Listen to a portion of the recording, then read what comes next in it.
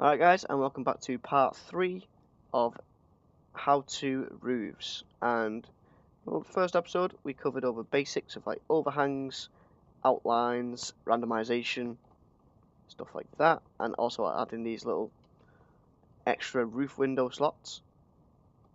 And the last episode we were doing different shapes and how they make interesting roofs. And now I'm going to take it one step further and do something like this.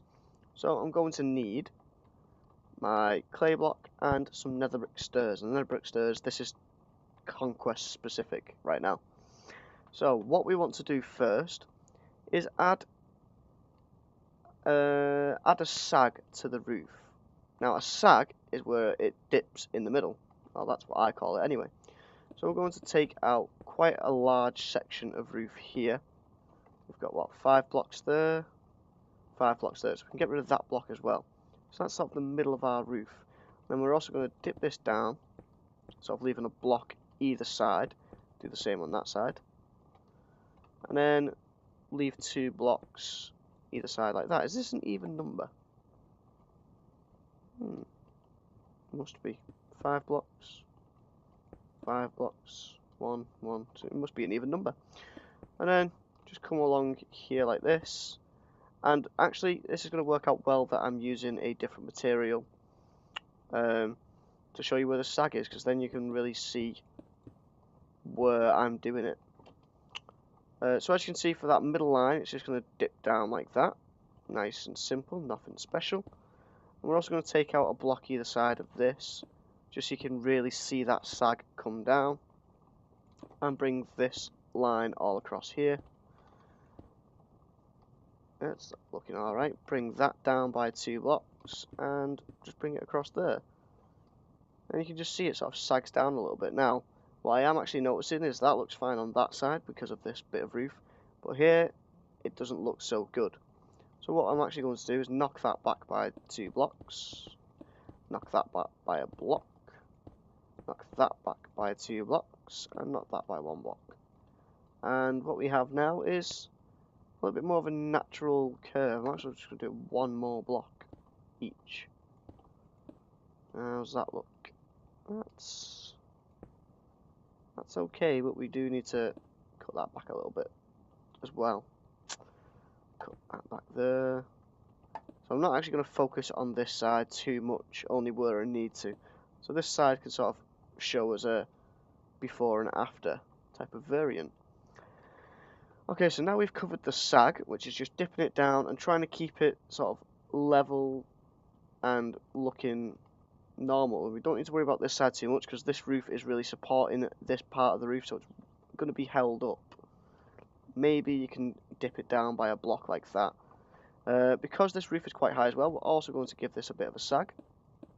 Again, not a strong one, just bringing it down by a block or 2 just before it meets up with the main roof.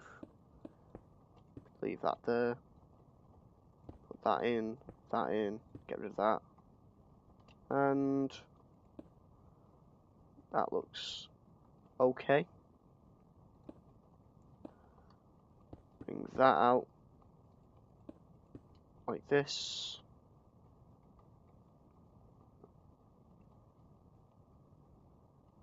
It's okay, but it's a little bit too much. I just need to sort of cut bits back here and there. Yeah. So this is going to start to make sense when I do the bulging as well as the sag. So at the moment, it's looking a little strange. I'll just cut those back.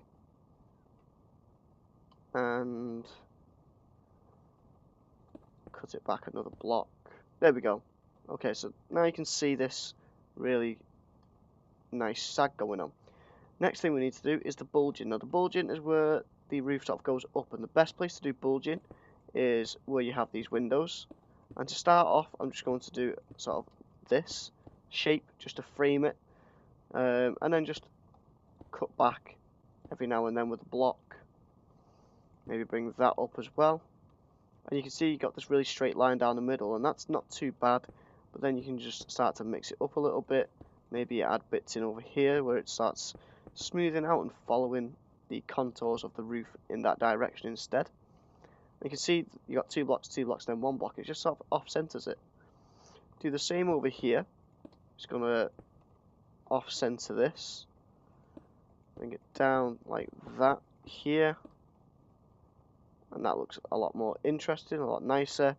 And we just want to do a little bit over this direction, not too much. So we just want to really, I think that might actually do. I think that's fine. Again, we don't really need too much over this side.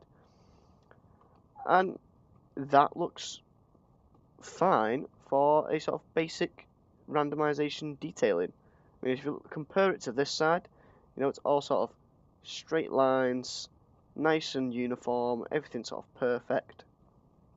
And this is something you see quite a lot, and it's good, but it can be better. But again, this does actually depend on the style. If you want a nice clean roof, then you can actually just go for a clean roof. I'm not saying that this is a necessity that needs to be done everywhere. Right, so now we can move on to the nether brick stairs. So now you've got this, you want to do your nether brick stairs. This is where the detailing becomes even more sort of messy, even more like just over the top. You're gonna just come in and just sort of place these stair blocks facing in different directions and try and get some nice shapes going on, so you get edges that are straight off like that. Just put them in, and you're gonna put these literally everywhere. Just in like that, up there, one over here as well. And you see I'm just really playing on joining these up and getting all the random shapes together as much as you can. And this does get a bit annoying for when you want to do, maybe you want to do some of your not biome work. Well, yeah, I suppose your biome work could mess this up. But you want to do the metadata to get all these looking the right way and stuff. It will make this a little harder, obviously, the more blocks you place. But it makes it look better. And it doesn't take that long to do either. It only takes a few seconds just to place the odd block here and there. Just put that round like that. And that one was placed by accident, but I actually kind of like the way it's been placed. So that can stay there. One down there. Try and stay away from doing this like all the time. Looks good every now and then, but leave that block like that. Maybe you can put that stair block there. Put that facing that way. This isn't going to make much of a difference to this side, but I'll face that out that way. And you can already see there's a lot of randomization there. Now I'm going to take my meta stick and let's find a nice easy one to start with. So I'm going to hit this, and as you see, we get this version of clay, and this is the lighter version, not the dark version.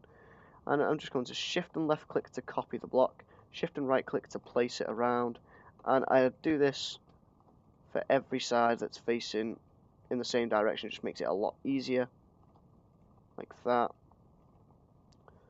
And then doing it this way, you only have to do it sort of 4 times, whereas if you just went round and clicked with every stair block, you would be there for quite a while.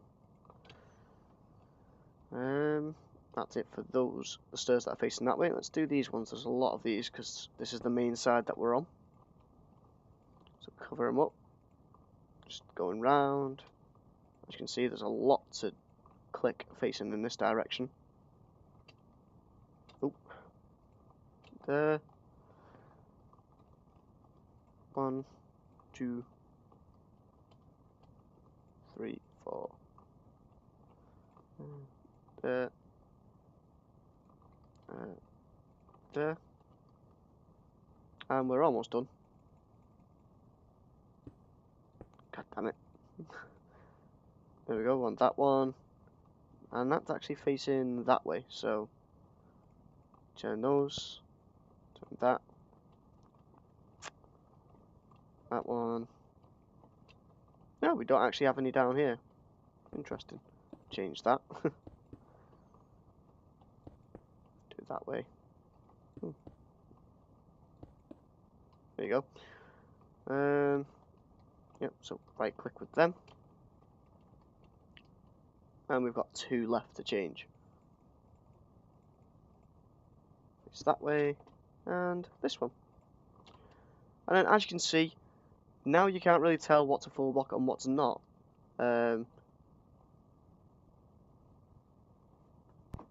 Okay guys, so sorry about that, I got interrupted and then recorded the second half of the episode without pressing record.